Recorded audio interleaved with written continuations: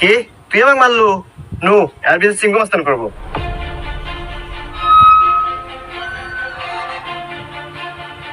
সিংহ মাস্তান ও আমাকে একটা থাপড় মারছে, আর বিচার দেন। এই আমি সিংকু মাস্তান, এই এলাকার যত সমস্যা সঠিক সমাধান আমি নিজে দেই। নয় ওরা একটা থাপড় খাবো, আর নাহলে এক থাপড়ের বাদে 10টা জরিমানা দেবো। সিংহ মাস্তান, আমার কাছে তো কোনো এখন টাকা পয়সা নাই, একটা থাপ্পড়ই দেন। এই মার একটা থাপড়।